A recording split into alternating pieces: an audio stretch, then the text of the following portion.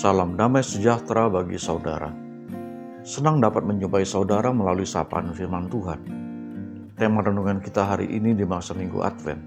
Masih ada waktu bebenah diri. Mari saudara kita berdoa. Allah yang kekal, Engkau telah bersabda di berbagai waktu dan dengan berbagai cara kepada kami umat-Mu. Demikian pun di saat ini, Engkau akan bersabda menyapa kami dengan firman-Mu. Tolong kami ya Roh Kudus, agar dapat menerima sapaan firman Tuhan dengan rendah hati dan rasa syukur.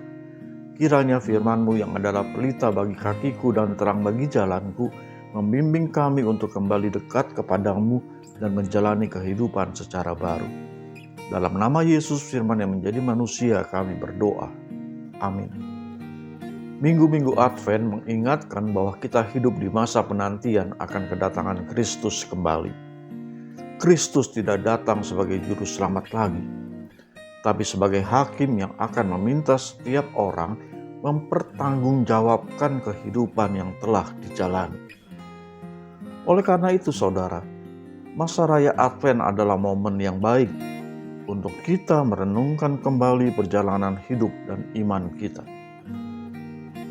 Jika kedatangan Kristus kembali menjadi berita sukacita bagi umat yang setia beriman, hidup sesuai dengan firman Tuhan, tidak demikian bagi orang-orang yang mengeraskan hati dan tidak mau bertobat. Kedatangan Kristus kembali menjadi berita buruk bagi mereka. Saudara, tidak dapat disangkali di dunia ini, asalkan punya uang, kedudukan, atau jabatan, dengan mudahnya orang bisa terhindar dari proses peradilan. Tetapi kelak di akhir zaman, tidak seorang pun dapat menghindari pengadilan Kristus. Siap atau tidak siap, setiap orang harus mempertanggungjawabkan kehidupannya di hadapan Kristus. Firman Tuhan di Roma 2 ayat 4-11 mengingatkan kita. Apakah engkau menganggap sepi kekayaan, kemurahannya, kesabarannya, dan kelapangan hatinya? Tidak tahukah engkau bahwa maksud kemurahan Allah ialah menuntun engkau kepada pertobatan? Tetapi oleh kekerasan hatimu yang tidak mau bertobat, engkau menimbun murka atas dirimu sendiri. Pada hari murka dan hukuman Allah yang adil akan dinyatakan.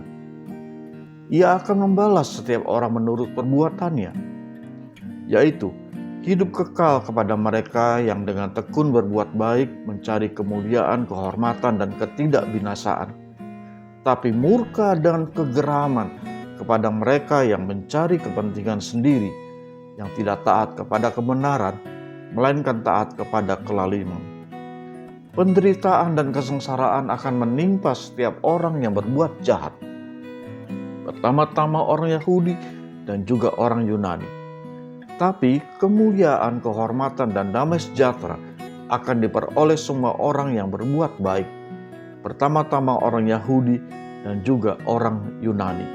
Sebab Allah tidak memandang muka. Saudara, hidup kita adalah milik Tuhan. Jika kita masih hidup, itu adalah anugerah. Jika kita masih diberi waktu dan kesempatan menjalani dan menikmati kehidupan, itu pun adalah anugerah. Tuhan memiliki otoritas penuh atas hidup kita. Tuhan yang berkuasa menentukan batas waktu berakhirnya kehidupan kita di dunia ini. Dan hanya Dia yang dapat memastikan bagaimana nasib kita di kehidupan kekal. Karena itu, jangan kita menganggap sepi kekayaan, kemurahannya, kesabarannya, dan kelapangan hatinya. Jika Tuhan masih memberi kita nafas kehidupan, itu berarti masih ada waktu untuk kita bebenah diri.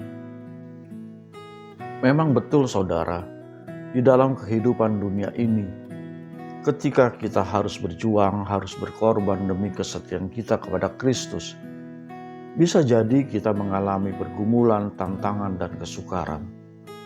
Tetapi kelak saat Kristus datang kembali, maka perjuangan kita selesai.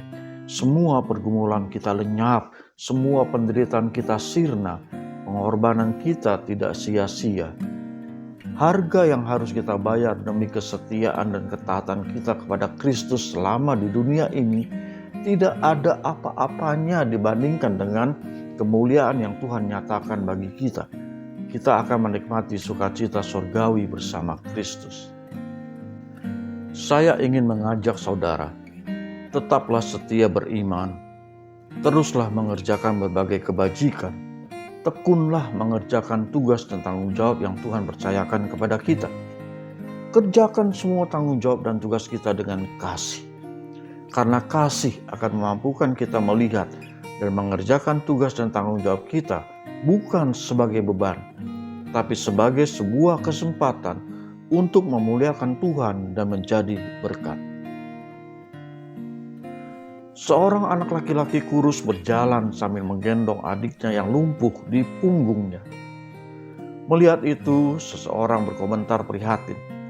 "Kasihan kau nak, bebanmu pasti berat." Anak itu menjawab dengan spontan, "Tuan, dia bukan beban, dia adalah adikku." Suatu perbuatan yang dipandang sebagai beban oleh seseorang, ternyata tidak bagi yang lain. Kenapa bisa demikian? Semua itu tergantung alasan untuk apa ia melakukannya. Jika ia melakukannya karena kasih, pastinya akan berbeda. Saudara, banyak hal yang tampak menjengkelkan, melelahkan dan dihindari orang, ternyata dapat dilakukan dengan setia oleh yang lain jika dilakukan dengan kasih. Kasih membuat cara pandang kita berbeda. Merawat suami atau istri, anak atau orang tua, anggota keluarga yang sakit bukanlah suatu beban karena dilakukan dengan kasih. Setia mendampingi pasangan hidup, walaupun suami atau istri menyakiti dan tidak menghargai apa yang kita lakukan, bukanlah sebuah beban karena dilakukan dengan kasih. Mendampingi anak belajar meski lelah, bukan juga suatu beban karena dilakukan dengan kasih. Merapikan rumah yang selalu berantakan bukanlah sebuah beban karena dilakukan dengan kasih. Mengerjakan pekerjaan kantor yang menumpuk bukanlah sebuah beban karena dilakukan dengan kasih. Dan melayani, meskipun harus berkorban, bukanlah sebuah beban karena dilakukan dengan kasih. Jalani kehidupan dengan kasih ilahi. Kasih menjadikan kita setia mengerjakan semua tanggung jawab dan tugas yang Tuhan percayakan kepada kita. Selagi Tuhan mempercayakan banyak hal kepada kita, jangan itu disia-siakan. Jadikan pekerjaan dan pelayanan kita sebagai sarana untuk memuliakan Tuhan dan menjadi berkat bagi sesama. Itulah saudara, cara sederhana kita menyambut kedatangan Kristus kembali. Mari kita berdoa. Yesus terkasih, Engkau adalah harapan di tengah dunia kami yang kacau.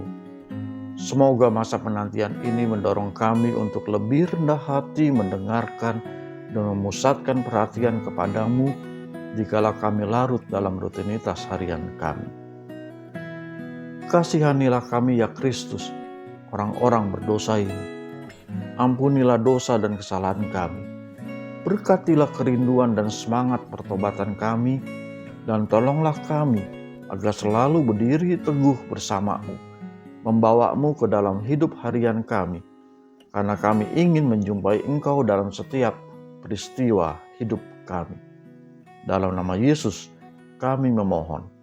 Amin.